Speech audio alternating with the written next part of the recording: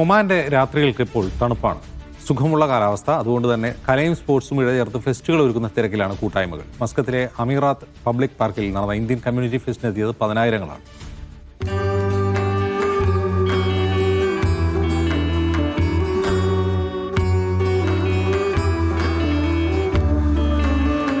Oman പതുക്കെ തണുപ്പിലേക്ക് മാറി തുടങ്ങിയതോടെ കൂട്ടായ്മകളുടെ ഫെസ്റ്റുകളും ടൂർണമെൻറ്റുകളും സജീവമാണ്. മസ്കത്തിന് ആഘോഷരാവുകൾ സമ്മാനിച്ചാണ് ഇന്ത്യൻ സോഷ്യൽ ക്ലബ് കേരള വിങ്ങിൻ്റെ ഇന്ത്യൻ കമ്മ്യൂണിറ്റി ഫെസ്റ്റ് നടന്നത്. പതിനായിരങ്ങളാണ് അമീറാത്തിലെ ഫെസ്റ്റിവൽ നഗരിയിലേക്ക് ഒഴുകിയെത്തിയത്.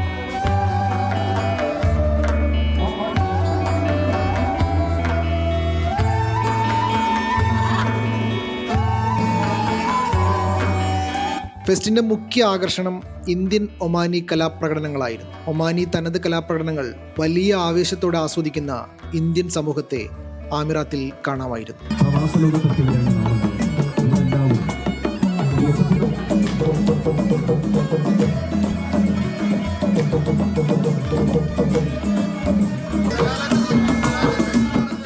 എനിക്ക് തോന്നുന്നു ഒമാനിൽ ഇതുവരെ നടന്നതിൽ വെച്ച് ഏറ്റവും ഒരു ബിഗ്ഗസ്റ്റ് ഫെസ്റ്റിവൽ എന്ന് തന്നെ പറയാം. As a volunteer I am very happy. എനിക്ക് തോന്നുന്നു ഒമാൻ കണ്ടതിൽ വെച്ച് ഏറ്റവും വലിയൊരു കേരളീയോത്സവം ഇന്ന് ഇന്ത്യൻ സോഷ്യൽ ക്ലബ് കേരള വിഭാഗം നടത്തിയ ഇന്നത്തെ ICF ആണ്.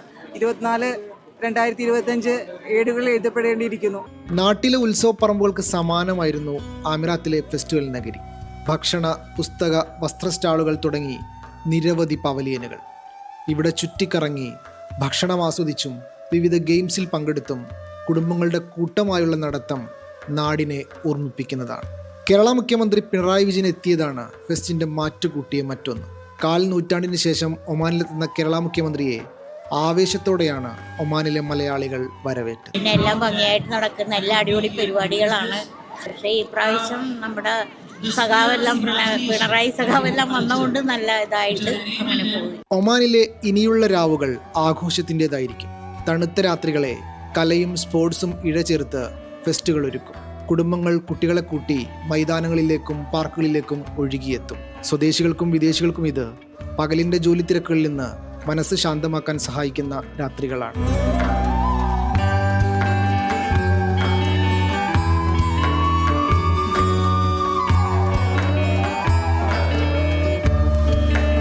Media 1 Muscat.